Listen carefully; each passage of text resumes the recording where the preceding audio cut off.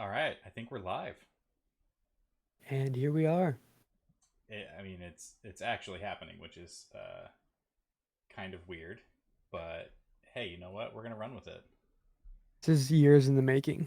Yeah, I listen to a lot of podcasts, and some podcast hosts have like a beginning catchphrase that they say every single time for every episode. hmm I think that you should have one of those. Mm. I don't think that I should. It's not really my. It's not really my style. You know, I think I kind of have that at work. I feel like I kind of have one of those, but it's more so at the end. Um, and I don't ever say this at any other time, but I always tell everybody to have have a fantastic rest of your day. So I think it's like something along the lines of, let's just be ready for a fantastic, hour and a half, 2 hours, however long we end up making this. But here's to a fantastic couple hours. All right, there we go. Every episode has to include that at some point. Okay, that's Yeah. fair. This is the first episode, the first official episode. We've played around with a little bit, but first official episode. We should probably do a little bit of intros. Fair, fair. Um, so why don't you start?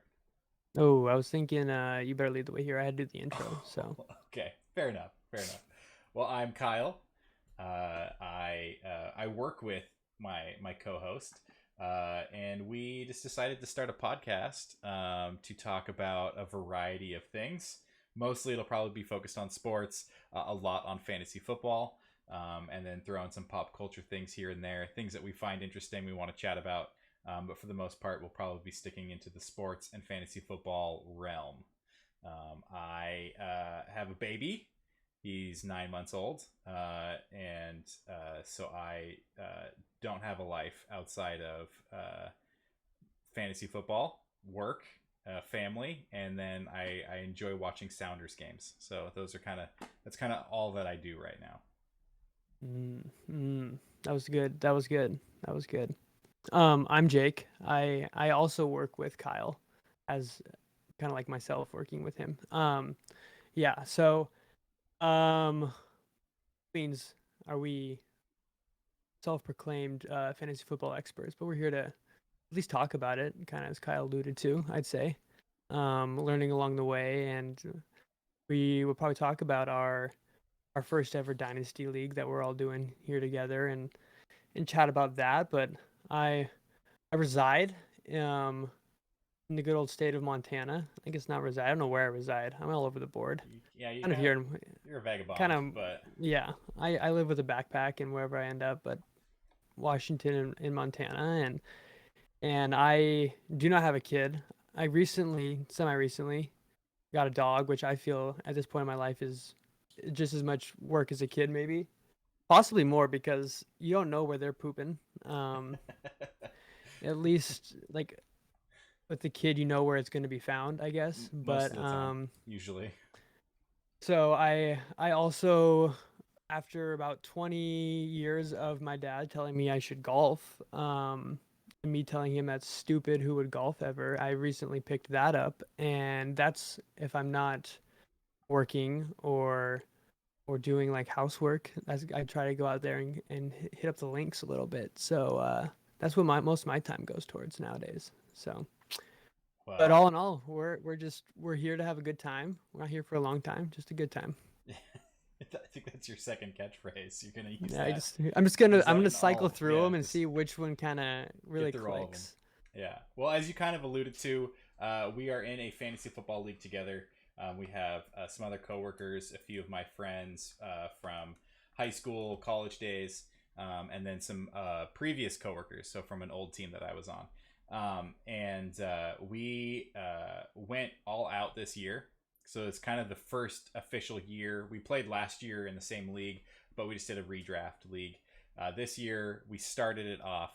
We're doing basically it's a salary cap style. So we've got players under contracts with certain salaries for certain lengths, and we did an auction draft. And I just have to say, I absolutely loved that. I think that later on in the episode we'll chat through auction drafts and kind of, I want to hear your thoughts on it. But we did an auction draft. Today is actually contract lock day. So everyone in the league is Big day. submitting their contracts, and all of the things that go with that. So we should have a great time seeing who's locking down who for long, and who is going to be potentially free agents next year. And it's what's fun and maybe not unique to our league is that the majority, if not like one or two people, do not really have any experience in dynasty or auction of any sort. And so there was no real strategy able to be had when it came to drafting, and everyone is just kind of learning it as they go. And it's you just can't plan ahead right now in this league because you don't know what anybody's going to do because they don't know what they're going to do. Yeah. So it's fun and good challenge. And Kyle over here basically wrote up all the rules and spent dedicated months of his life into building this league. And for the most part, it has been relatively a seamless process. And so we're just kind of rolling with it, and we're seeing what we can do here. Yeah, I'm really excited. I'm super stoked that there are a lot of comments I've received from everybody has been positive so far. So that's exciting. We'll see how everyone feels 2 months in. But once week one happens, yeah, we'll see how happy everyone is. Should be a good time. Should be a good time.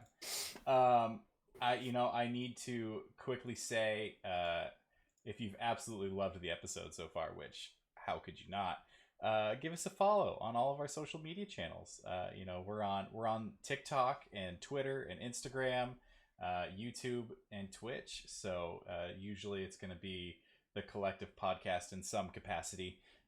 But we'll have links up on our Twitch channel, and you can definitely go and follow us and get the latest and greatest news and updates from us. I'm sure that we'll update them at least once a week. Easily. Yeah. Easily once a week. All right. Well, I think we kick it off with some NFL news. Do you have any big headlines that you want to chat through? Bringing it back to our league, we're gonna have a very happy Andy in regards to the unfortunate also sitting and anointing of the second string quarterback to Gardner Minshew. Trevor Lawrence, who would have thought, the first overall pick, probably the most talked about quarterback prospect since the undeniable greatest quarterback of all time, Andrew Luck. And so yeah, we now know that, may he rest in peace. Whatever building he is working on, constructing behind the scenes, I'm sure is going to be magnificent. But yes, Trevor Lawrence, the starter. Yeah, that is big news. I find it absolutely hilarious that they continue to talk about any kind of battle between Minshew and Lawrence, but I think everyone saw that it was going to be Lawrence. Everyone knew it was coming. I don't think it's a surprise to anybody. No, I don't. I mean, there's no way that it wasn't going to be. But gotta say it. So that's I heard. I don't know if this was even. It might have been on the one that you were talking about earlier, where Minshew was holding in his deuce until he found out if he was the starter or not. I did not hear this. Okay, I also could have made this up, so I hope not. It doesn't. Yeah. This could be. Maybe I just have some insider information nobody else has, but yeah, I don't know how long this lasted, but rumor has it that as some sort of, I'm not sure how that helps you in any way perform, and I'm not sure what benefit that brings to you in any capacity, but he was apparently holding it in until he was found out if he was the starter or not. Which could have been a lot longer of a holdout than you would want. It's true, very true. If I was the coach, I would have maybe, knowing that information, just waited another week to see what he could do. What colors you turn?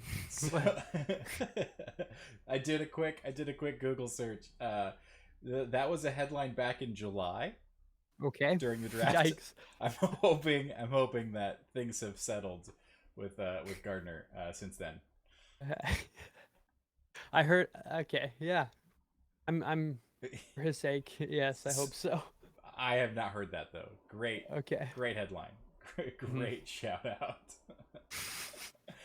Speaking of other quarterback positional battles, Bridgewater beats out Luck as Broncos starting QB. Lock. Don't mistake that. Yeah, I think I said Luck. If I said Luck, I apologize. I know that brings That up bad stings. memories. Yeah. Hmm. But Bridgewater starting Um. week one. Again, not really a shock there. I feel Really? like. No. That one is more surprising to me. More so a shock than okay. I was gonna say that that was implying that Lawrence was a shock. Not a shock at all. Yeah. More so a competition than Lawrence, but I mean, Bridgewater has won games and was a big prospect at one point. So I mean that is all true. I just really didn't think that they were going to bench Locke. I didn't think that that was going to happen. I felt like they brought Bridgewater in to maybe push him, but I did not think that Locke would not be starting. Locke is gonna be the absolute swaggiest second string quarterback out there, maybe of all time. More so than Garoppolo. Ooh. Yeah, no, he'll be the best looking Okay. backup quarterback, but no, I don't think that I'm just sure that Locke's gonna still have that same swagger on the bench. On the bench. Looking Well, forward to it. so Shanahan has not named a QB1 for week one, but apparently has a pretty good idea. Do you think that they give it off to the rookie or do they start Jimmy G? I would I would think that you would give it to Jimmy G. I think I haven't looked at their schedule like we did Andy Dalton's All right, situation over so there in Chicago. Trey Lance. Detroit Lions. Thank you, random pop up ad. Detroit Lions is who they play week one. Mm, okay. I'd feel pretty good about the 49ers Garoppolo against the Lions. I think it's gonna be. I think he's been serviceable enough to not lose his starting role. Obviously, does not have the upside Yeah. there, but I don't see it going him not starting. What Yeah. about you? Well, I read the spoiler article that said that Shanahan hasn't decided yet, but it does say that they also interviewed Garoppolo to the media and they asked him if he had a good idea, and he said, "Yeah, I have a pretty good idea for starting." Um, and that he then said he's pleased with how he understands the offense and how well he's performed in preseason so far. So, I mean, I kind of think that they let Garoppolo have a few more runs, see how he does before handing it off. But I mean, I feel like after a couple years, you have an idea of what he's capable of. Yeah, his obviously the ceiling's a lot lower there, but it's I just don't think he was. They didn't draft Lance in to replace him right away. Yeah, So you think he's like a more I long term y- like project? yeah, I mean a really good project from the looks of it. Like I mean, doesn't seem like it's a lot of work, but what is Garoppolo's contract like? I'd be interested to know. But I I mean, don't yeah, know. I think it would be majority of the season, uh, halfway through the season if they don't have a winning record, maybe, or Throw him in. Garoppolo has just been, yeah, maybe they're winning games, but he's throwing, averaging a touchdown and a half a game, 200 yards, then maybe you put him in. But Yeah. yeah, I don't think that was the plan. All right. There is one last major. Well, I guess there's still two quarterback ones, but I think we already know Jones is starting to edge out Cam Newton in New England just based off of Newton missing time with the COVID list. But New Orleans, I don't think they fully named it yet. Have they? Winston over Hill? I don't think it is. official, but I think it has basically been said. Yeah, I think it's pretty likely. That to me always seemed pretty obvious. Yeah, I think we saw what Hill can do, and he's pretty good at a lot of things, but he's just not the best at any one thing, and he's not the best at a quarterback. So yeah, yeah, might be a little bit better than the average Joe, probably better than some rostered quarterbacks. But yeah, I think Winston is still the dude. He's yeah. gonna he's got LASIK. Has he even like been on a team since he got eye surgery? I don't know if he's been a starting quarterback since he got his eyes fixed. No, I mean he played a couple games last year. I don't think he might have started one or two maybe, but he came on for one play in the playoffs. So they didn't have a full belief in him last season. But I think that that's kind of Well, I mean, I'm sure that he was probably pretty. His head probably wasn't all there. He just was able to see again. yeah, Again, maybe never saw. So he's probably looking around in awe of all the things around him and how beautiful the world is. And I mean, how could you be focused on your career? I that's mean, true. give the guy a year to just kind of Yeah, soak it all up. yeah. So I mean, and I think that with time as well. I mean, that's why I you know, there's always going to be those starting rookie quarterbacks, but they usually typically struggle. And when they don't, is when it's kind of like a shocking moment. I think for everybody is one of those, year one quarterbacks doing well. Um, and I think a lot of that has to do with learning the offense, learning the system, learning the coaches, and all those kinds of things. And so, he's on a new team, got replaced by Tom Brady. mhm. I mean, It wasn't gonna look well. yeah, I he's mean, like coming. he wasn't set up there. He was. I think he. I mean, at the time too, Breeze was still playing. The only reason that Breeze and Hill got time was due to injury. So, um, he wasn't ever going to be intended to be the starter. I don't think so. I think they too got him for like the league minimum or something really cheap. It was cheap. So Yeah. yeah, I mean, It's only like 1 to 2 million, I think. yeah, like I've said it before. Oh, fell off my chair, and I said it again. Like, dude threw for the most yards and touchdowns, also the most picks. But that's three stats down on the stat sheet. Your eyes don't gravitate to that. Yeah, right. You scored more than you gave up. So. He- Probably, and it's actually probably pretty close. I think there was like a lot of pick sixes there, but um, at the end of the day, he can see now. I Yeah. don't think that is. He's got a year of seeing the world. Linebackers are gonna fly off the field in his eyes, and he's gonna be all right. I Yeah. think they just need to get their wide receivers figured out, and then maybe no, that's gonna be what is gonna hurt him because he did have when he couldn't see, he had some pretty good receivers to throw to, so you could just kind of Kind Hail of just Mary it, close blindly your throw it eyes. out. Yeah, so that's that's how they got that receiving corps. Is they're like, we have a blind dude with a cannon, so let's just put some big body receivers out Just there. throw it deep. Throw it deep. That's the only way we're gonna get 5,000 yards. Uh, I have to say, one last. It's not really a major headline, but it's a local headline. Luke Wilson, the tight end. He played for hmm the Seahawks. He moved around. hmm He got signed by the Seahawks and cut a day later, and he has decided How, to retire. really? Yeah. So he brought in. He came back for a day, went to practice, got cut, and then he posted on Twitter that he's retiring from football. Why do you bring a guy in for a day like that? That's interesting. I don't Did he know. ever make anyone else's roster? I believe he did for a season. Yeah, he played for the Ravens. Mm. I would have thought that he could have been somebody to have made a roster somewhere. Yeah, I mean he That bounced might be the around. homer. He bounced around. He was Seahawks, then he went to the Lions, then he went to the Raiders, then he was back to the Seahawks, then he went to the Ravens, and now he's back to the Seahawks for one day. Mm. I mean, maybe he wanted to just retire as a Seahawk. Do you Usually even they get just make an announcement about that. Yeah, I mean, do you even? I don't even know if he gets to say that or not. Maybe I don't. Interesting. That's kind of a bummer. Like, the dude was he was entertaining. Nice guy. I liked the Wilson to Wilson connection. It's always fun when that happens.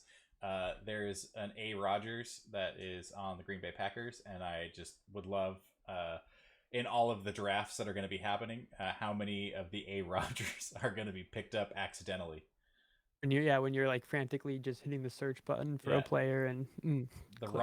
wrong A. Rogers from Green Bay. I think that's it's hands down one of my favorite things when it comes to fantasy football, when the wrong player gets picked up just because of the name. To be fair, if you were trying to go for the wide receiver and you got quarterback for the price or at the place that you got that receiver, you'd probably be pretty happy. That's So true. That is probably true. doesn't ever happen that way though. Probably not. Probably not frequently.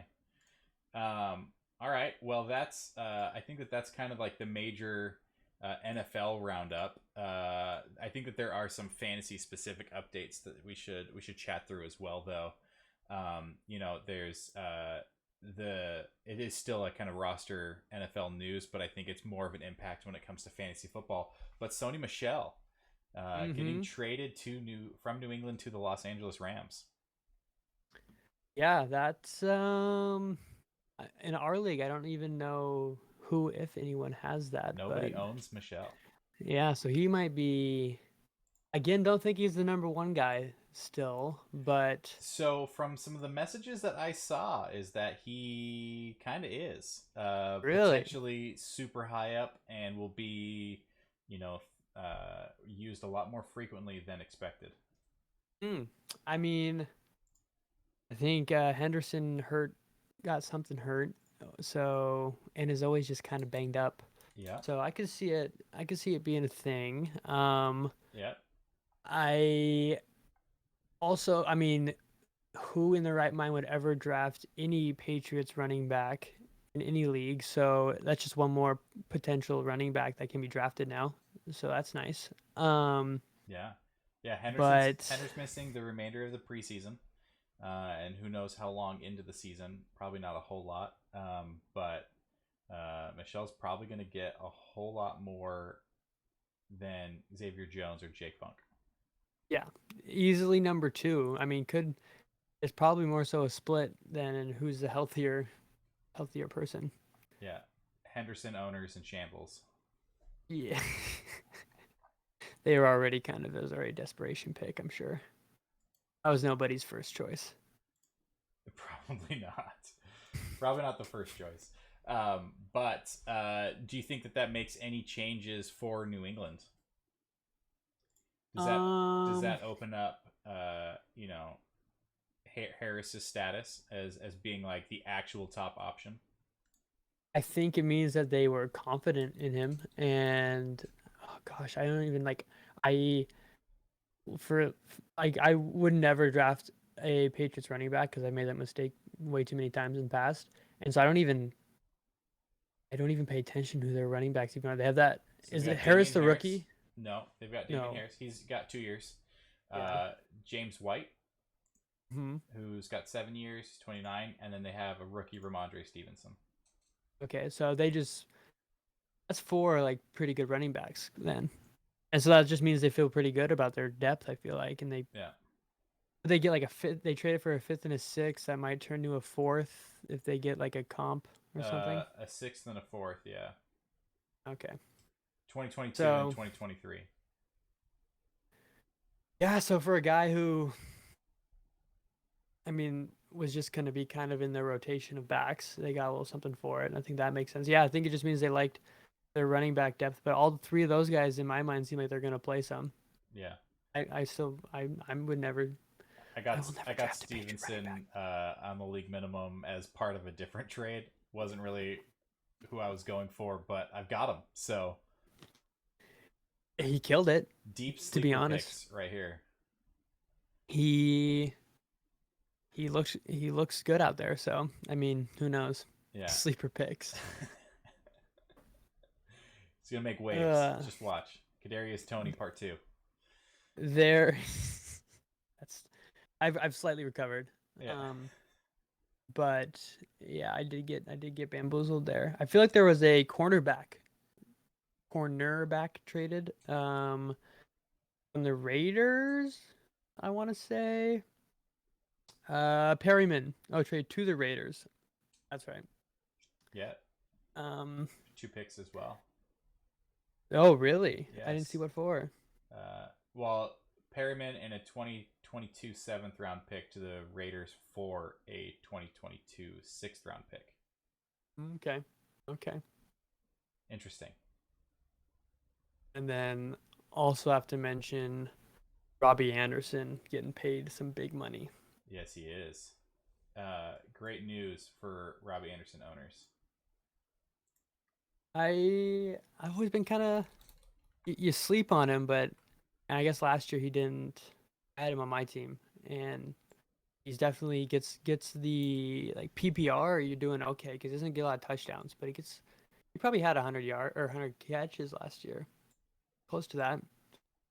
If I had to guess, but I think yeah, if you're paying a guy that much, you probably are going to be like, yeah, let's get you a few more touchdowns too. So Yeah.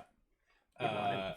As a DJ Moore owner, Yeah. I don't like seeing that.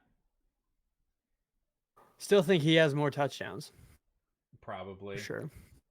probably, but still, don't don't like seeing that. Yeah. Yeah. Pay. Well, actually, I don't know. I've the story is always that when running backs finally get their big paycheck, they start to like drift off and not be as talented and make as big of an impact as they were. I don't know if that's the same with wide receivers. If it is, maybe it's a good thing that he got a big contract because then maybe he'll kind of like step off for a year, and DJ Moore can have an outstanding, phenomenal year. I mean, yeah, I guess, yeah, he got the money. He can take it's only 2 years, but he can take the first year off and then just score all his touchdowns the next year, and they'll probably re up. Yeah, Other than it right. shows that Carolina will pay good money if you're a good wide receiver.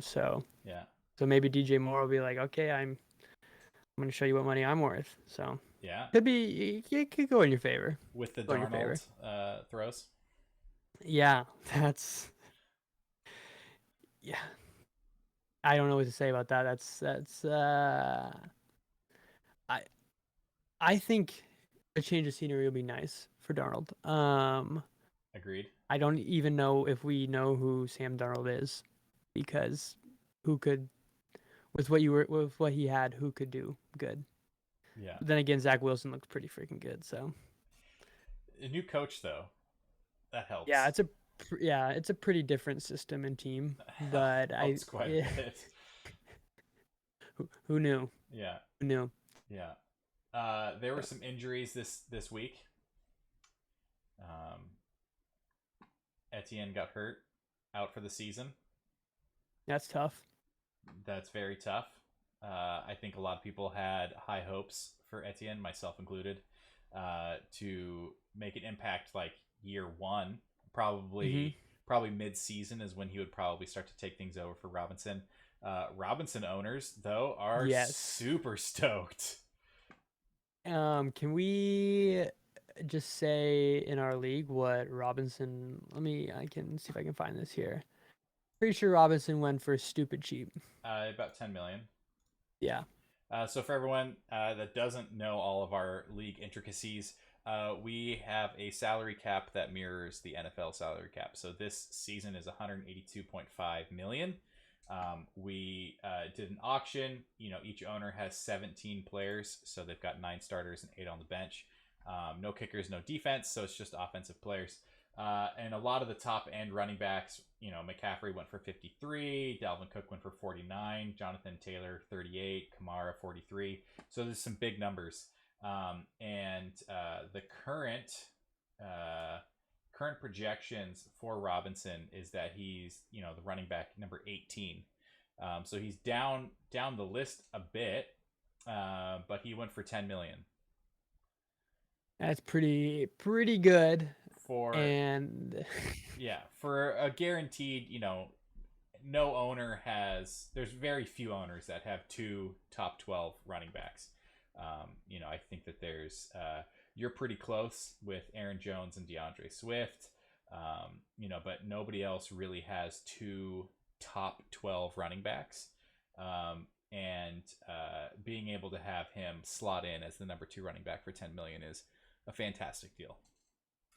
Yeah, that's making somebody really really happy. Yeah. And I mean, you have to assume he's going to be able to do what he did last year, if not a little bit more too, because there's going to be a little bit of quarterback play Yeah. also. So that's good for him because I think he got a little screwed. Honestly, I don't know why they went out and just drafted ETN like that on him, but Yeah. I think he'll be able to maybe shut him up a little bit.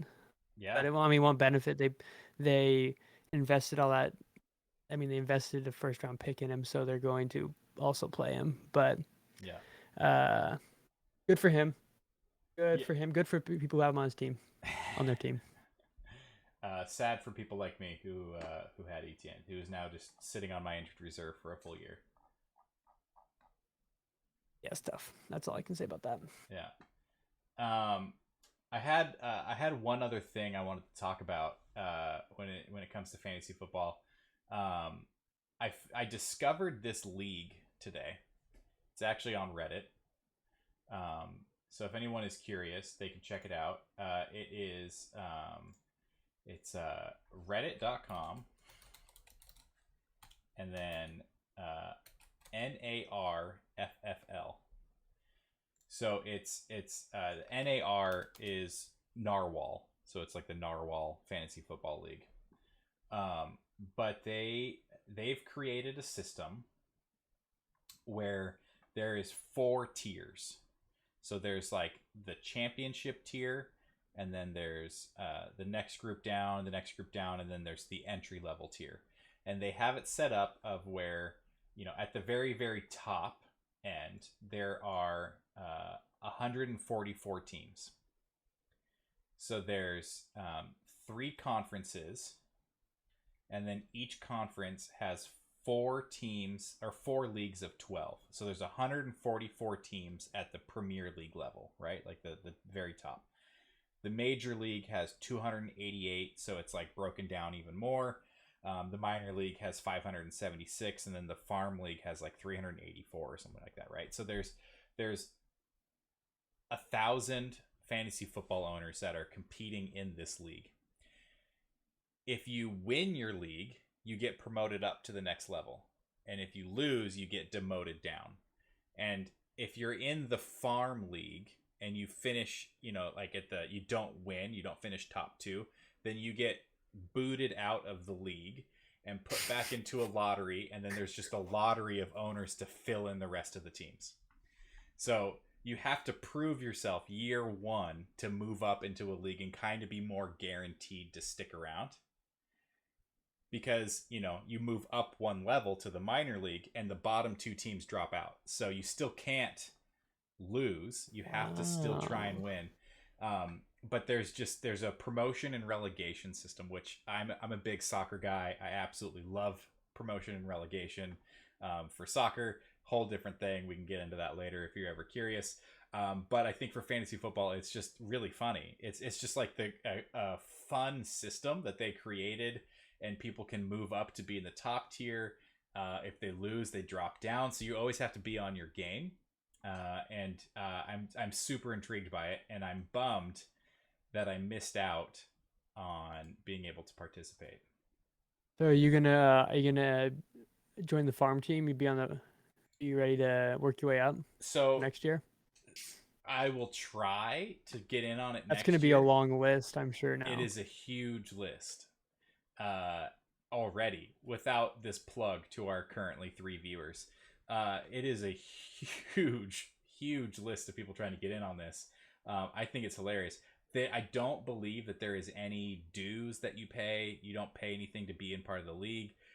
The winner gets a trophy that is a horn. They call it the horn, but it's a narwhal stabbing a football player who's like running. So yeah. Anyways, it's a fantastic league. I think it's absolutely great, and I wish that I had discovered it about 2 weeks ago. This is wild, and it looks very official. There is 4.9 thousand members Yeah, on this Reddit page. yeah, That's for how many active slots are there? Did you say? about 1,000. Yeah, that's wow. Wow. Yeah. uh, I think it's great. They from everything I've seen, they do a really good job of running it. They do a really good job of trying to make sure that everyone has a shot to get in. They do a great job of not allowing people that like are related or friends or whatever to be in the same league, so there's no collusion to try and make sure that somebody's able to get promoted in and stay in the league. Um, so there's just all kinds of great things, but I think it's fantastic. I absolutely wish that I had an opportunity to join into it. I'm gonna have to try next year, which is probably good. I don't need to be in another league right now. Commissioning our league is a lot currently, just because the platform we use, Sleeper, doesn't have everything that we want to be able to do. It has most of it, but it requires some work still right now. It's not fully automated. I would not be opposed to your mind being a little bit split. So I think you should pursue this. Keep trying to join. Yeah, you should, and don't like spend your like sleeper art league like maintenance time on this, but more so just like your personal like Other draft strategy time. time on Yeah, this. yeah, Yeah. just more time involved in it. Okay. This does bring up a question though, possibly about our league. Will I see here in their rules they are acknowledging the COVID IR spot. Yeah. Do we have any? Does it can a player on COVID be used on the IR slot, or how are we doing that this year? Yeah, so that's a great question. I think we should talk about that. I currently only have it if they have been designated for the IR. And the Hmm. reason for that is because taking players on and off with contracts and the salaries and how you still get penalized but not fully penalized, it makes it really tricky. Um, so if you're going to, move someone that's on the COVID list who's going to be out for a week, 2 weeks potentially. It's like putting somebody that's suspended for a game onto the IR list. Sure. If you move them down, you still have half of their salary being penalized against you. So you've freed up a little bit of cap space. And if you try and add somebody, you're going to have to pay that player, right? Mm-hmm. And if Mm-hmm. you then drop that player to make room for your player that's going to be coming off of the IR list, then you're going to be penalized that chunk. I didn't originally intend for that to be a possibility because I think that in the NFL, if you have a player that's on the COVID list, you're still paying them. Yeah. So Okay. at their full wage, they're not being cut in half or whatever on that. And I don't think it opens up a roster spot for them. So I don't No. think that they can sign, like a hardship style type of player of where they have like a player short. So I didn't do that. Yeah. I only have it as being officially designated as IR. And I mean, we have plenty of bench spots too, where you should be able to do something with that. And I guess that's true. It isn't. It's not this month-long ordeal. It's they probably miss a game, Yeah, yeah. I mean, and they're probably guaranteed to play the rest of the season. yeah. I mean, I They should think have antibodies. I think Cam Newton is on the IR list right now, correct? And so he's missing 5 days. So he's already halfway through his 5 days that he's going to be missing. Um, earlier in the year, Cousins and all of the quarterbacks for Minnesota were out for a bit, and I think that they're all back now. So it's kind of like having a player be injured for a week. If they were doubtful or whatever, we wouldn't have them be able to move to the slots. So Yeah, that makes more sense now that when you talk about it out loud. That makes yeah, not the same yeah. as we do not need it. But this league, this Narwhal League that is pretty cool. That is wild. Narwhal 2021 Vaxxed and Waxed. What is it? I They also have some great names for their different like divisions and conferences, and that's something that I've definitely struggled with, of trying to come up with like conference names. Nobody responded to me when I asked for any ideas that anybody had. Last year I went with with Tecmo, Madden, and Blitz because I was like, old NFL video games. Sure, that sounds great. This year I have Earth, Wind, and Water, not Fire, because if you're on Fire, you're in the playoffs. So that Mm, that was mm. why I did Here, that. here you go. Idea. You win your division, you get to pick the division name. So I had some similar things like that, and I put it. I didn't put that one specifically. That's a great one. I think that sounds awesome. I think though that the divisions are going to break up every year. So maybe though what we do is the three division winners, they get to pick the name of whatever division they're in. Mm-hmm. But I was going to kind of do just like random groups every year because nobody wanted to do my idea, which was and this is fine. I'm not bitter about people not liking all of my ideas. That's why I put things up for vote, is because I wanted everyone's opinions. But my idea was, if you finished 5th, 6th, or 7th, so those are the teams that are playing for like the top positions of the consolation ladder of our Mm-hmm. playoffs. Mm-hmm. 5th, 6th, 7th, you got to. It was a draft for the conferences next year. So if you were 5th, you got the first pick of which owner would be in the same conference as you. So you Mm-hmm. would be able to go in, like say you finished 5th, Jake. You'd be able to go in and be like, I want this team in my division because I play them twice and I know I can beat them both times, right? Mm-hmm. So Mm-hmm. it gave you some kind of reason to like play for 5th, 6th, and 7th, as you got to kind of draft who was going to be in your divisions the next season. But everyone said they didn't want that. Nobody said what they Mm. wanted instead. They just said no. So I just have a random draw. Yeah, I can't even say I remember this being brought up, but I like that idea. I'm I'm not gonna just saying that to you because I see your face right now, but I kind of like that idea. I'm gonna bring it up in the GM meeting next year. I think Yeah. I don't think that I think that we could have fun with it, and random order doesn't necessarily it doesn't give you anything. This year I did it No, random. I ended up with 3 of my current coworkers, so we have like 4 of the 5 guys that are on our team are in our conference.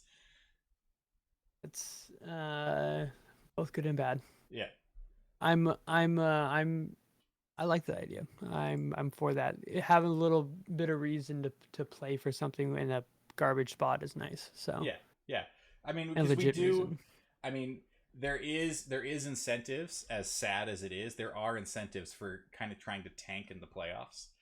There are Hmm. rules of where you must start players in those spots. You can't leave them open or blank. So if you want to try and guess which of your players are going to have like the worst weeks of their lives, weeks 15, 16, and 17, you can try. But if you finish in dead last, you get the first round pick. So there is incentives to finish last, and so I was trying to figure out ways to make it so that people weren't necessarily fully tanking, and maybe there was something to kind of play for still, even if you didn't make the playoffs playing for the championship. Yeah, that's. Yeah, I guess we're always gonna. That's always gonna be a problem. Yeah, But eh, I mean, if you want teams. to donate $50 or whatever it is for the pot every year until like you maybe pan out after 5 years of taking last place and first round draft picks, I'm fine with that. Yeah, one less owner to contend with. Yeah. Yeah, I mean that is also the incentive for not finishing last. But if you are feeling like you're in the middle of a rebuild season, I went into this year's draft already saying I'm in a rebuild season because I knew I wasn't going to be getting the top players. I knew I wasn't going to be willing to pay for that, like some of the other owners that we have in our league were. And so I just intentionally went in saying I'm going to have a middle of the road team. I'm going to finish the season. What we play 14 games. I'll finish the season 7-7, maybe 6-8. If we squeeze out 8 wins, we'll see. No, 8 losses. Oh. Squeezing I, out I was one going the less I was win. going the other end of 7-7. Yeah, There's gonna be a couple swing games, yeah, but there was too many other people with I think the same idea as you, yeah, and so there's a couple teams who are deeper in the rebuild, or maybe newer to the rebuild than your team is. So Yeah. you might end up with a few more wins than 500, unfortunately, for your plan. Unfortunately, I mean, I am playing in the same division as Chris, who is definitely in a full rebuild mode. However, Chris has a sneaky good team. Yeah, I wouldn't look at his roster and be like, yeah, he's rebuilding, but he also has a bunch of picks coming up in the next few years. He has a lot of picks, which I think that we could probably just kind of segue into that of where let's go through a team. Let's chat through what we like, what we don't like, and we can start with Chris. We could do Chris this week. Chris's week. All right, Yep, it's Chris's week. Uh, congrats, Chris. we you did it. You did it, my Made guy. it. I mean, you and myself. We are in the same division. Hmm. You and I play Chris twice. Hmm. So it's a team that we should be familiar with as much as possible because, uh, that's 1/7 of our games that we play. It's true. That's So true. uh, we could start with his quarterbacks. He has Kirk Cousins, Ryan Ooh. Fitzpatrick, and Tyrod Taylor. Yeah, those don't really scare me, Chris. Um, you know, Kirk Cousins, he's gonna put up points. He's If he doesn't catch COVID, This is true. But again, that's 1 week, and then he might be the type of guy who gets it, and then he knows he's good for the rest of the year. So I mean, he's Superman if he can come back on the field. His lungs are okay. The, I got him pretty cheap. I'll give him that. He spent under $10 million, more like 8.5, yeah. on his three quarterbacks. So that's pretty big, and they're all. Well, he's got two starters. And then Tyrod Taylor over there in Houston, he's going to be, who knows? Which could be a huge pickup depending on Hmm. what happens with Watson. Could also be a player he immediately drops. Yeah, definitely. I mean, but then you go back to Ryan Fitzpatrick. Fitzmagic never seems to die. He really doesn't. Never seems to die. So, So I was at the time I was trying to pick up a third quarterback. So we have a super flex position. Most of the time it's going to be a quarterback. We didn't do full 2 QB league because there's 12 owners. There's not 36 starting quarterbacks. We didn't want to have somebody not have a player for a bye week, so we did super flex. I was going to potentially go after Fitzpatrick. I instead ended up with Roethlisberger. I'm sad that I ended up with Roethlisberger and that I didn't get Fitzpatrick. really? Purely because Fitzpatrick is cheaper. Chris paid less for him than I did, and Fitzpatrick is supposed to score as many points as my QB1 of Matt Ryan. Really? Yes, Okay, well, how many points is that? 382, so about 22 and a half a week. Now those are Okay. projections. Hmm. You can't count on projections. You can't bank on that. But I feel like, people are smarter than I am when they're coming up with these projections. They're basing it off of something. And, Hmm. like I said, it's the exact same amount of points as my top quarterback, who is Matt Ryan, which is not a great shout. I mean, I'm talking about how Chris doesn't have good quarterbacks. I also don't have good quarterbacks. Uh, he paid $7 million less for Yeah. Fitzpatrick than I did for Matt Ryan.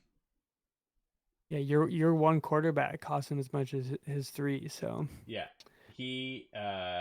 I paid $3 million for Roethlisberger, still more than Chris paid for Fitzpatrick. I So Roethlisberger is projected to have less points Yeah, than Fitzpatrick. 313. So he's supposed to get about 18 and a half a week. That's And I was like low on them, and I still think I would rather have Big Ben. If you look at his wide receivers, I just feel like that makes more sense. But Yeah, and yeah, but Washington might not. They're not going to have to be in a shootout. They're going to be playing good defense and probably be in close games. And yeah. Fitzpatrick isn't going to need to be tossing big yards. They also have 6 pretty free wins a season. Honestly, if they could put together a decent team, they have some free wins. Mm-hmm. They're going to be playing the Cowboys. Who? Okay, I'll semi take it back. Whoa, did you just call the Cowboys an easy win? I'm taking it back. Okay. It's definitely not the case. It's less of an easy win than I was expecting. That was a hot take right there. Immediately, I take Hot it back. take. Last season, it was a free, easy win. This season, not so much. The Giants and the Eagles. So the Giants and the Eagles are definitely two teams that will not do well. But That's fair. Less of a hot take. Yeah, definitely less of a hot take. But you know, the Cowboys are not necessarily the free easy wins. Okay. Okay. I can get on that. All right. So we Chris, I'm gonna give your quarterback situation doesn't scare me at the end of the day. I think you got great value though there.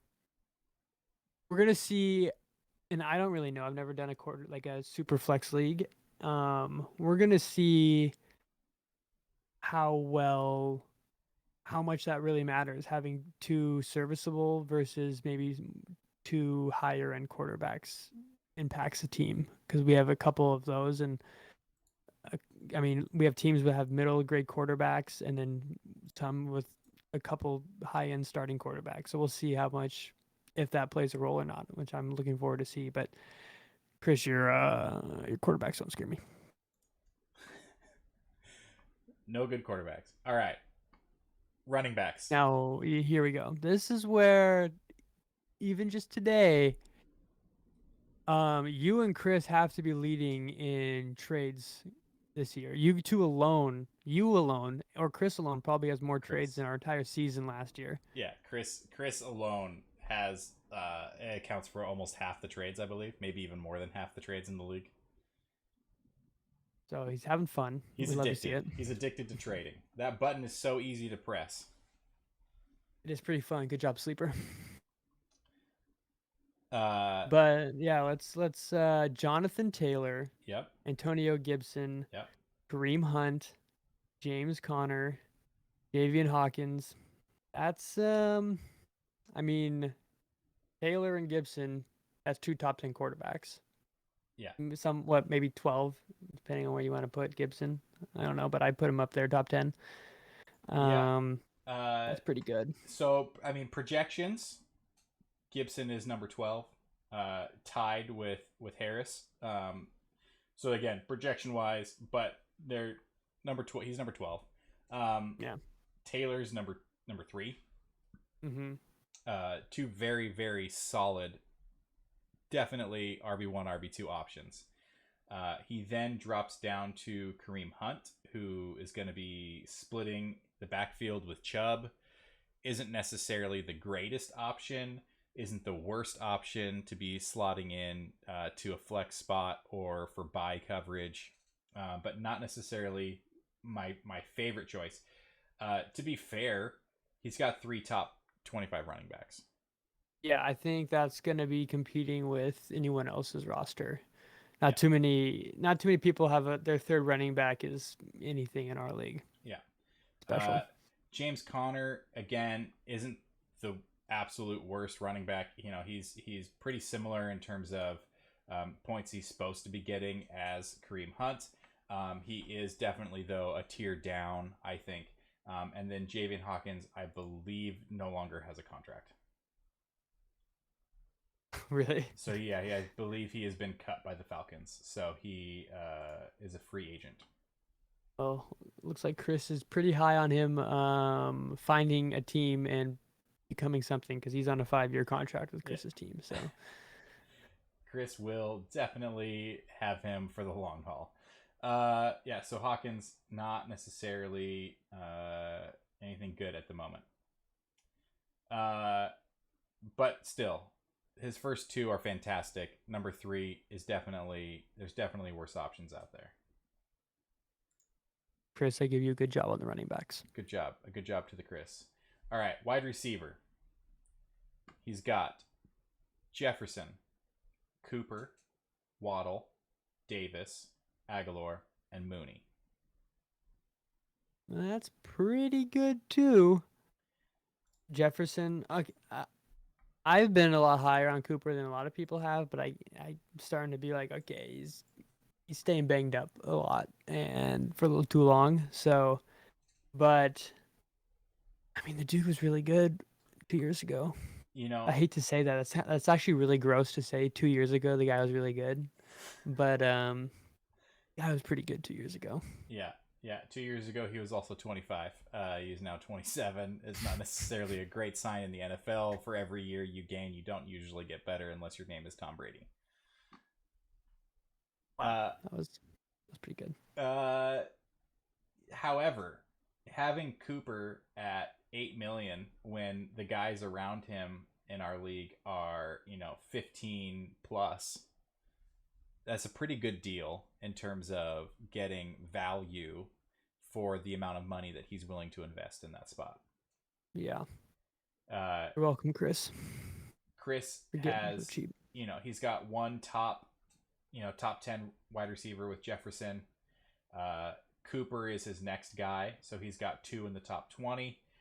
It then kind of takes a drop off in terms of projected points. Waddle is down in the top 45. He then takes another big drop down for Rager at 55. But both of those are young players.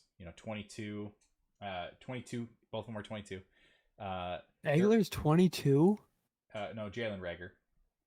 Oh, okay. Yeah, yeah. Aguilar is 28. So, but Waddle and Rager at Philly and Miami. I mean, Waddle, I think, definitely has a much higher ceiling in my mind Yeah, when it comes to, people are, I think people are sleeping on the Miami offense quite a bit. I think he could have a great season. He could have, some big impact. Chris got him for super cheap, can long term contract him. That's a great player to have. that's a good player to have. Jalen Rager's in Philly, not necessarily the best option in terms of offensive production. I don't think that Philly's going to be a very good team, but he still got him 1.2 million, dirt cheap. So again, he could long term 5-year contract him, and he's going to be paying like 2 million. So Yeah. I think that's those are fantastic values that you don't really have to worry about if you did cut them eventually. It's not going to hurt too bad, and you can really kind of get some value there out of that position without having to pay the premium for some of the top players. I think I'm looking at a non-updated list because I see he has Nelson Aguilar. He Um, does. I do not see Rieger on here. Oh, you know what? That is because my list is outdated. Mm. Yeah. So all that good job, Chris, that Kyle just gave you is gone. It's true. He did lose a little bit right there. That's funny. I'll have to update it. I've got like 9 lists I'm updating, so it's not surprising that one of them is not fully updated. But Get on top of it, Kyle. Come on. yeah, but to be fair, his actual list is updated, so that is he's got Waddle. He's Mm-hmm. good to go there. He's got Jefferson. He's got Cooper. I think those are The solid starters options. are solidified. Yeah. Yeah. I'm gonna give you a good job, Chris, on the wide receivers. I'd be pretty happy with that. All right. I had Cooper originally. I was pretty proud of drafting him or picking him up at 8 million, and I just couldn't keep him on my team, unfortunately. But of all my moves, I'm the most bummed out about that one. Yeah, I might be a little high. that was one to miss out on. All right. Lastly, we've got tight end. He he has got one tight end currently. Mm-hmm. Pitts at 20 He was million. he was he was gonna get Pitts. I don't think that was the plan. I'm pretty sure he accidentally misclicked. But then, props to Chris for saying, "Hey, I misclicked. I'll own that," and he took Pitts at 20. And Which at the end of the day might not be too far off. it's true. That is true. he he I think that the top five tight ends were highly overpaid. I think that it's going to kind of the market will settle a bit next year. I don't think that there's going to be anybody that long terms any of their guys at tight end because the top five are like 20 and above, and then it drops down to 10, and then it drops down Yeah. to 8, and then it drops down to like 4. So I think that there is definitely that view that the top tight end players are definitely worth more. I don't know if after the draft everyone would kind of look and say, yes, Kelsey is worth just as much as Devontae Adams. Yeah. That there was of any position the biggest difference between the tiers. Um, it was pretty crazy, but I mean, getting those numbers from a third slot is pretty nice. If you can get big numbers from running back, wide receiver, and tight end, obviously it's pretty nice. But I would assume that in the next years that low high 20s will be more so where Kelsey kind of ends up in our league.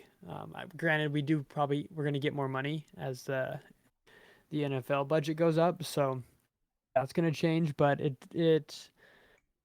the tight ends were paid a lot of money in our league, top fewer. So, but I think respectively to where those guys went, he Pitts might not be the biggest. That might not be the biggest misclick, I guess, that could have happened. Yeah. And at the end of the day, he has almost $19 million left over. Yeah, he still does have quite a bit of money. I think Chris's strategy has become very apparent. He has offloaded all of his major contracts. He currently has he's got Taylor, which if you're going to have a top 10 running back, which I think everybody wants a top 10 running back, you're going to be paying more than normal. I think that he was kind of okay with that. He's got Jefferson and Gibson at above 25. Again, two players that you would expect to be going in that range. They're young. They are very solid options for their teams. They're going to score lots of points. So I think that those three players are his big numbers. Pitts is kind of an outlier. I don't think that he would have drafted Pitts. In my opinion, I think that his team, how he's tried to structure it, is go young and go on the cheaper end of things and try and take some gambles and try and build up for upcoming years. I think that he started to collect a lot of draft picks in his trades. He started to collect a lot of draft capital that I think he's going to try and move into the next seasons. He has a lot of salary cap that he's going to try and move into the next seasons and try and go really big in the next couple of years, where everybody else is going to probably try and be catching up. And I don't think that he probably would have done the Pitts deal at 20 because of that. But he might have gone for, Andrews or Hawkinson at maybe 10 to 15 range and still felt pretty good about that. Yeah. Overall, I don't think Chris has a very bad team for his strategy of building for the future. He's, like I said, he has started collecting a lot of first round picks, a lot of second round picks. He's getting rid of, picks in the upcoming years to truly try and go heavy on certain years. I think he has a lot of value that he sees in some of the future draft classes and is going to be, really building for the future because of that. But he has pieces that he can use now. So it's not necessarily that he's fully having a bad team by any means. He's got solid running backs, some solid wide receivers, and he's got a good core to build around. Yeah, I mean, he's got one of the better looking teams, and he's got a lot of leftover cash, and he's got a lot of picks coming up. It worked out pretty well. And I guess we didn't we call this our first podcast, and so we did already do this with Andy's, but of the two teams we've looked at, I think Chris is gonna take the reins of the best team we've reviewed so far. I wouldn't disagree. the more time I spend looking at Andy's team, the more the more I love it and hate it. And not to make this episode about Andy's team, I think that we should definitely redo Andy's team in the future, because a very good he's got a very good team for the future. But he yes, I love and hate his team. It's such a dichotomy that he has going on, and I'm excited to see what he does. I think right now we saw a huge influx of trades within the season, that we've had 2 weeks with. We've had, I can count. We've had 17 trades in 2 weeks. It has been exactly 2 weeks, and we've had 17 trades. I think there was a huge flurry of trades during this time because there was that open window before people had to sign contracts. We had the salaries, we didn't have the contracts listed out. So I think people kind of wanted to make some moves. I think it's going to die for a few weeks. I don't think that there's going to be a whole lot happening kind of before the season starts. Maybe a few things here and there, probably some free agency moves. But I think week 5, week 6, people are going to start to feel like, hey, I could try and win this year, or I really don't have a shot. And there's going to be a lot more action, a lot of big names moving to teams that are going to try and win now this year, and a lot of draft picks and capital moving to the other teams that are kind of building for next year. There is going to be, like, after tonight, contracts are set.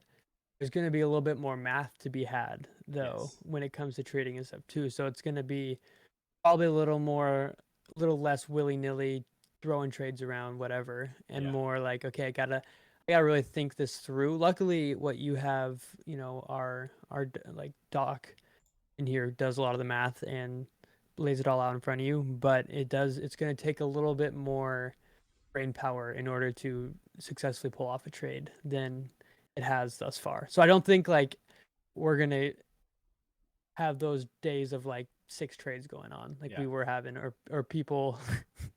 We've had some players on like 6 different rosters, but I do think you're right where there's gonna be guys who are like, okay, well, this is not my year, but let me offload some of this because we are able to roll cap over to the following year, Yeah. so that it can be helpful to people and whatnot. So yeah, I all in all, it's again, majority of people in this league have never done a dynasty, and no one has done a league like this because it's pretty unique.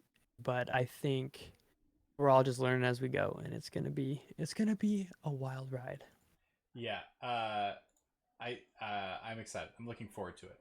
I right now I can see that there are 6 people in the dock that are putting in their last minute notes of who's going to be going on for what. So that's fun to see. You mentioned players moving around the league quite a bit.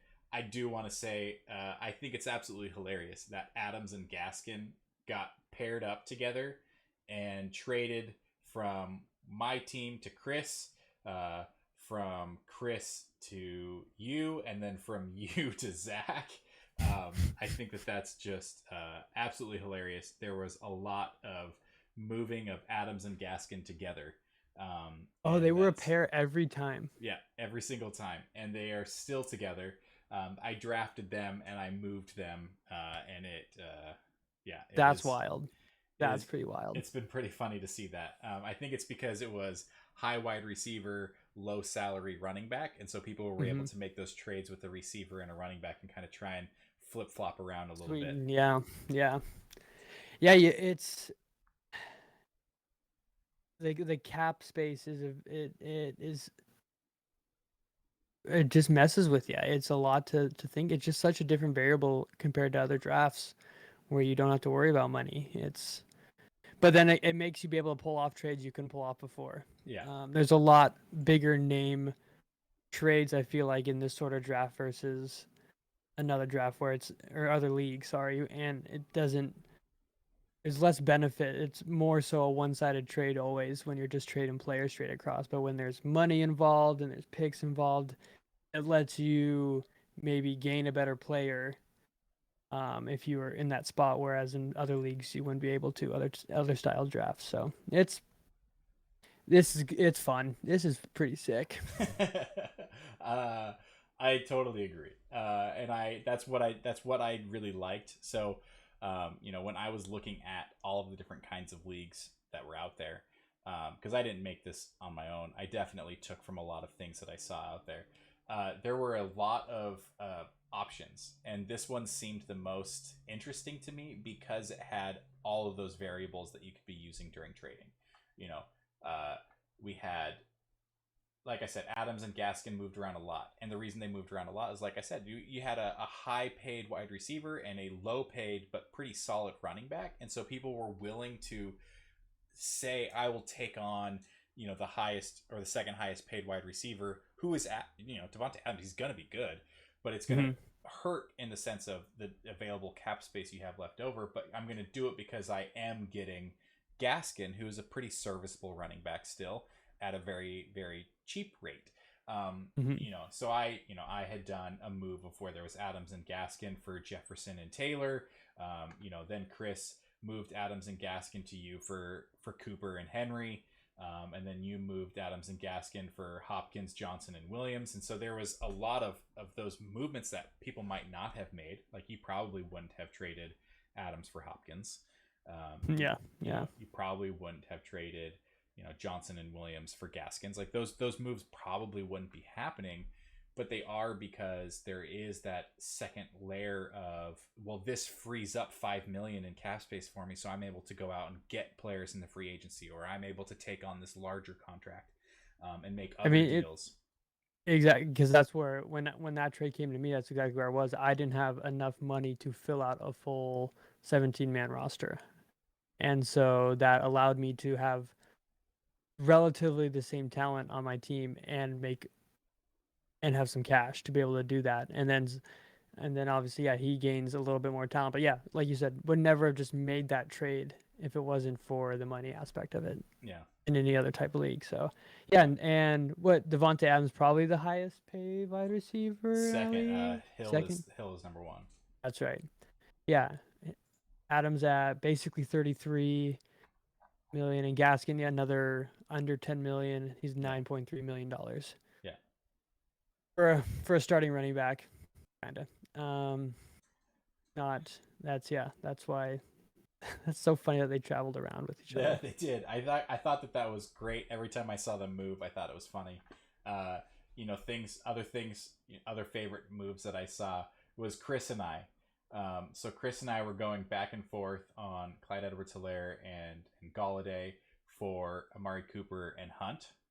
We were going back and forth with each other on trading things, and I would send an offer to him, and he'd reply back and include a draft pick, and then I would reply back and include a different draft pick to like try and equal things out a little bit here and there.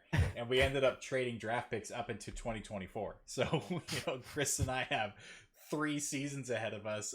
We've got draft picks of each other's that we've been able to include in these, transitions for that trade. But that's what made it seem equitable in our minds. You have stake in the game too for that long, so we know Yeah. that you're probably sticking around. Yeah, exactly. So those have been some of my favorite things that have happened so far. I'm definitely looking forward to the year. I can't wait to have the contracts locked, have everyone kind of see what's going on, open up some free agency options, and then kind of be able to go from there as and really kind of see what people do come mid season. Yeah, it's gonna be again just a wild ride and see how these different strategies play out, or even not intentional strategies, but just how the player structure works. If two quarterbacks matter or not, and if it's the wide receiver, because again, it's three wide receivers mandatory start versus two wide receiver, two running back, and flex, Yeah, which we do have the flex, but it could be four wide receivers or 3 and 3. So yeah. it's You could almost even too, if things pan out in an unfortunate way, really, honestly unfortunate, of where you could have 5 wide receivers starting. So you've got your 3 starters, a flex, and a super flex spot. yeah, yeah. Uh, I don't think you're gonna end up on the right side of that one, that's but wild. Yeah, I mean that's definitely. I don't think that that's the first choice. But I will say, I've got Evans, Moore, Johnson, Galladay, Sutton. That wouldn't be the absolute worst to have to start those 5 guys, but that's not my first choice. Yeah, yeah, it's fair. Well, sweet. I like the we go over a team every now and then. We'll see who gives us the most grief this coming week on who gets to have their team criticized Have their team criticized. under the Yes. microscope. Uh-huh. Something that we kind of talked about briefly. I did want to talk about it. We've got a little bit of time left in the episode. Um, Drafts, auction drafts versus snake drafts. I want to hear your perspective, and then I'll share my thoughts on them. Uh, was this your first auction draft? Yeah, this was I've like partook in my dad's done them who is in our league. He's done auction drafts more so to my knowledge for like baseball and stuff, and he's a pretty big fantasy baseball player. But and Uh, that's I've never done baseball. Him and Chris need to be hooked up then, and Andy. Yeah, and Andy. Yeah, Yeah. I've never done a baseball draft. I'm less into baseball, but I- that's pretty wild. There's a lot that goes in. I think it's probably more complicated than ours. Yeah. Um, but I mean, okay, I can't fully speak to the dynasty or draft league versus like the snakes, but I see the appeal. It is a lot more work, and you have to think about a lot more, and there is way more strategy because you are not just thinking for this year, you are thinking for, I mean, we assume we're in this for till the day we die. Well, so So, we can remove the dynasty aspect from it and just talk about like the the auction auction. style. Yeah. Hmm. What like Okay. yeah. I think after just the draft process, don't exactly know how the league goes. I think it's a way more in depth. Like you are again with the trades. Like that's it just makes things that you couldn't make happen before happen. Um, whereas and like you could fill out you could go we did our draft in 3 nights Hmm. and you could in theory go that first night without even drafting a player. We had I think my dad didn't have he maybe had 2 players after the Yeah. 6 rounds. Yeah. Or you could fill out a roster in 15 picks. Like Yeah. I doubt that happens, but which is crazy. Again, probably more strategy involved in once you had 3 quarterbacks on your roster, you just start nominating quarterbacks to make people spend money, Hmm. and stuff like that. There you can be a little bit more mischievous and you can do what you did where you just want to bid people up. You know you don't need it, but you know they're going to pay it, so you just keep bid them up, spend more money that people spend is more money you can spend on another player, which Yeah. is pretty sick. So it's just a lot more. But I I'm normally in like 6 fantasy leagues, and I probably will not be this year because there's this one is just a lot to manage. Yeah. But I it's more. have that I mean, you're effect just on more into people. it. I just Yeah, I you just just kind of ruin their pull lives. them in and make them have to partake in my life and not be able to do other things. But snake drafts are really fun, and like you for people who aren't super into fantasy football, who don't 100% understand football, you can still do like a snake draft. And I mean, there's people who know you can do a coin flip and end up okay in a snake draft. Maybe okay, maybe not a coin flip, but you don't have to know a lot, and they're just easy. And Yeah, you it's can let the computer make picks for you. yeah, you can trust what the computer does in that. So Yeah. there is two like in my mind almost, and I wouldn't have thought this necessarily before, but like just separate things Yeah. um in the Yeah. respect. I would agree with you. I think this might just be a bit of bias, just because I've only done it, once so far. But I absolutely loved the auction style of draft, way more than the snake draft style. Um, I think that like you said, there is strategy behind it that there really isn't with the snake drafts, right? Like nobody's going to spend their first pick on a quarterback as pick 1-1 in like a standard scoring format league, right? Hmm. You kind of look at kind of the regular league settings and the regular league rosters and the drafts and things like that, and it's almost all running backs, and then maybe a few top wide receivers towards the end of Hmm. the first round. Um, and it's not really how it works with the auction drafts, of where people can nominate whoever they want to nominate, and then anybody has a chance to get that player. Hmm. And Hmm. I really liked that. I think that it just opened up options and flexibility, and you could try and get your quarterbacks locked in early right away, and you still had money to spend on other things. Like you said, there's the strategy. Your dad was employing it, of where he picked his quarterbacks right away. He Hmm. had his three quarterbacks. He had McCaffrey and his three quarterbacks, and then he just kept nominating quarterback every single time Yeah. it was his turn. He was nominating a quarterback because it was pulling money off of the board that then he didn't have to necessarily worry about for other people drafting. There were moments of where I really wanted a player and somebody else was bidding against me, and then I saw what they were bidding and how much money they had left over, and then I just said, okay, I'm going to stop bidding right now, because now this Hmm. player has absolutely nothing left. They're going to have to get minimum bid players, and so that's one person that I don't have to worry about. That's one Hmm. person that isn't going to be drafting the same positions as me in this moment.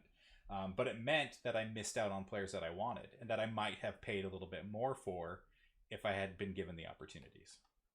Yeah, you in the snake draft, it's you pick and you can go watch TV for 30 minutes while you wait till you come Wait, back up. yeah, Whereas this is like you are watching the screen because there's gonna, I mean, at any point in time, your list of players, they could all come up or they could all not come up, and then there's just deals that are coming up, yeah, and where where everybody's already said, okay, I was only going to spend $30 million on my three wide receivers, and there's still top tier talent on the board, but nobody wants to bid on. We saw plenty of good deals go yeah, through where people were just done for the night, but if you were attentive, then you came out on the right end of it. So, yeah, which is not the case in a snake draft, but yeah, yeah. I mean, uh, there is that aspect of it. You have to be paying attention the whole time, which mm, isn't for everybody, and it's not for yeah. every league that you want to be in, right?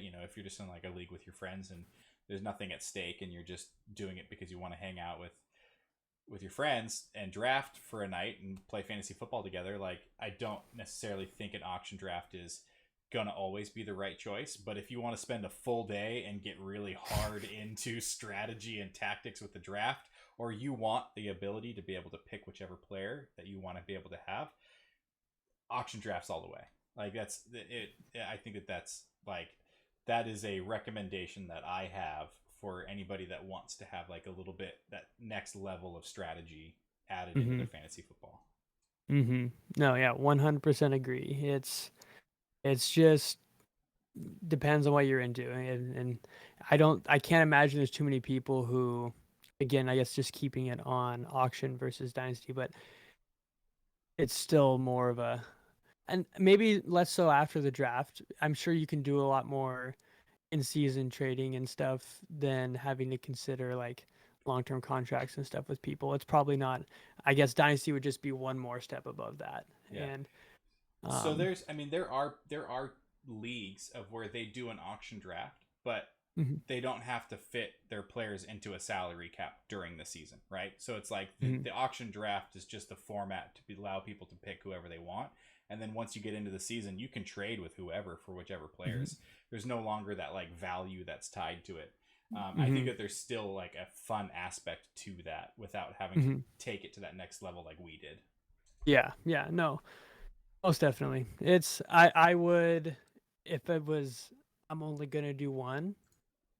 Like, nah, I guess again, you can't even say that. It's just a different draft process. I think more so than anything. Yeah, it's a lot longer. Um, but it was a blast. It was super fun, and I am looking forward to how for us the rookie draft goes and stuff next year, and we do have free agency coming up and stuff too. So that'll be a fun experience also. Yeah, yeah. I'm looking forward to that. I have it in here that every episode I want to spend a few minutes talking about soccer, uh, because I love soccer. That is like my main fandom, if you want to call it that. I spend too much time reading about soccer, watching soccer. Uh, I don't know if you knew. I don't think you're a big soccer guy. I don't think you dislike soccer, but I don't think you're a big like soccer fan. But this summer there was the Olympics that had soccer. Mhm. There was Copa America, which is a tournament that's all the South American countries play against each other. It's like a miniature World Cup in a way for just South America. There was the Gold Cup and the Nations League in North America. So it's the same idea, with just countries in North America, Central America, and the Caribbean playing like a World Cup style. And then there was also the Euro, which is the same thing but for Europe. Um, and I watched a lot of soccer. So in my office, you can't see it because the camera is facing towards me, but I have a TV set up right there, and I have my old Xbox plugged into it, and I was having two soccer games up on that. And then on my computer monitors, I had another soccer game going, and then I had my work computer and I was working, and every now and then Oh, I'd peek and look through the different Andy, don't listen to this story. yeah. Chris, don't Just listen to this story. But I had a lot of soccer games on between the hours of 6 a.m. and 9 a.m. and then they were over. I'm glad that you mentioned you would just every once in a while peek at the games. Every now and then, Yeah, it yeah. wasn't always. Again, it was usually before 9 a.m. anyways, so it was totally fine. Mhm, mhm. But yes, it was it was a good summer of soccer. So I was stoked on that.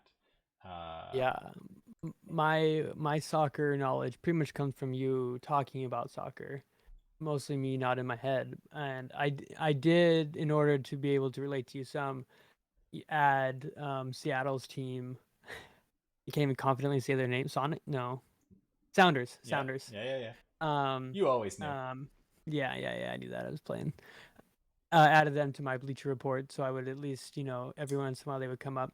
I will say that that was a couple months ago, and I pretty much just scroll past anything. I don't even read the headlines. But now knowing that we will at least dedicate a couple minutes, maybe I'll read Maybe the you'll take a headlines. peek. Yeah. Well, good news for you is the headlines probably would have been fairly similar for you almost every week. Sounders are doing great this year. They are fantastic. Top of the West, second place overall. They arguably play in the tougher division than the team that is in first place overall, who plays in the East, and they play some bad teams. So they're doing great. All of their stars are back. Their stars are getting healthy again. So just because you don't know, they were missing their starting goalie, two of their starting center backs, their starting left back, their starting left wing, their starting two forwards, their starting central midfielder, and then they were for a while were missing their other midfielder and their other right back. So they were almost missing 11 starters. There are 11 players that play soccer. So they were almost missing their entire team. They were playing actual teenagers. I'm not kidding when I say teenagers. They were 15 years old and 16 years old and 18 years old and 18 years old. And they were winning games still, or at least getting ties. Like they were playing children, and for me, the children, I am That's fair. floored by their talent. They're going to be phenomenal soccer players and much better than I could ever aspire or dream to be or have been uh, as like a profession. And they were winning games. They went to Texas. They played Austin. And they won the game. Like that's I was floored by that. It was the second youngest roster to ever play an MLS game, That's wild. and they won. And that is That's crazy to wilder. me. And so I'm stoked on their season, and I'm excited to see what happens now that they're getting all of their big names back.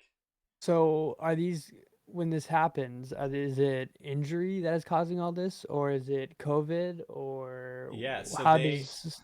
they were missing most of their players to injuries. So MLS has even more convoluted rules than I created for our fantasy football league. They have they have these things called designated players. So they have a salary cap, and three of the players essentially count at a set number against the salary cap. It's like 500,000. Um, and they don't count more than that. So you can sign you could go out and sign Messi for $100 billion and you pay them as the owner, but they don't count against your salary cap at that level. So those are usually reserved for big names, big talent that you want to keep. You want to pay a lot of money, and it doesn't count against your cap as much. So one of those players, his name is Jordan Morris. He's a U.S. national team player. He went on loan over the winter, so during the off season to go play in England. It was kind of his like big shot at making it on a big team potentially. And he got hurt like 3 games in, and so he's been out for the entire year. He's going to come back maybe end of this season. Their starting goalie's been out with like an injury that he got during a game, and then he got it's just continued on. There was a few other injuries. We also had players. So I mentioned all of those tournaments in the summer. So there was players that were playing in that. So they were with the national teams. So they were playing for like the USA or El Salvador. So they weren't in playing like regular games. They were playing with their national teams.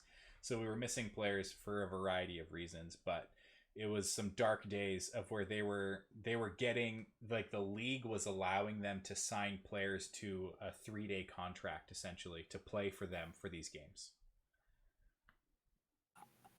I mean, again, don't know much about soccer, but if you're signing a 3-day contract, I'm pretty sure you don't know much about the team or the plays or the strategy. So to make that work is that's pretty nuts. That's crazy. Yeah. What a great for Seattle to have at least one sports team be able to like They have never endure. missed the playoffs. We just have another team that just can't make the playoffs. Yeah. Yeah, it's been a while. It's been about 20 years, I think. Since I can remember, yeah. Yeah, it's been a rough spell for the Mariners, who are in a wild card spot. So Let's go. go team. But yeah, the Sounders, they're back on top, and I'm here for it. I'm excited. They have a big game coming up this weekend against our big rivals, Portland. Should be a good time. The last time we played Portland, we beat them 6-2. So should be a good game. I could have watched that soccer game. Yeah. I will say with playing FIFA, I now have a new respect for soccer because I understand like that made me understand what is impressive in soccer. Mm-hmm. So if you don't understand a sport, go play the video game, and I think it makes you understand the movement and all that. And true though, it's like it's pretty cool. Like it's just one of those things that I haven't got really into, but if you can watch a team from your city go win games, that's enjoyable. It is true. I got to watch them win a championship in Seattle 2 years ago. That was a great night. I had a really good time at that game. Win a lot of games. We used to have season tickets, and so we used to see a lot of wins, a lot of goals. It was always a fun time to go to the games.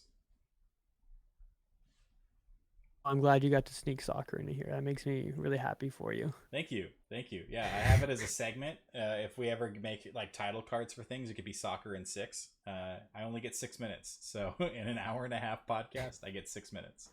I like that. Yeah. Again, something I think as the NFL season comes upon us, I think we need to do the little spinning wheel. Weekly, you and I pick a team based on what the wheel will give us a team to pick a player from at each position, and we will keep the team through the week, and then the following podcast will go over who won that week. I don't know. We can put some stakes on it. I don't care, but we can see what comes from it. I love it. I'm here for it. Let's do But it. We'll as have that'll be an NFL season thing. the NFL wheel. Let's we've got segments now, you know. We've got the NFL news and notes, we've got fantasy updates, we've got league overview, we've got soccer in 6, we've got a fantasy rundown. So, you know, this week we talked about auction drafts versus snake drafts. I've got lots of topics we can run through. And then we'll have we'll have draft on the spot. So it'll be a good time. And we'll be able to have all kinds of things, all kinds of hot takes, all kinds of stories and things to listen to with whatever you're doing. Yeah, we got Kyle's hot take of the week of the Cowboys being an easy win for the Washington football team, or whatever their name is now. I believe it's Yeah. still Washington football team. Yeah, Dallas is an easy team. Easy. Gonna Now roll that, over. now that they've got Dak back and Ezekiel Elliott fully Stamp healthy, it as a guarantee. 3 solid wide receivers, easy win. Yeah, you're never living that one down. Yeah.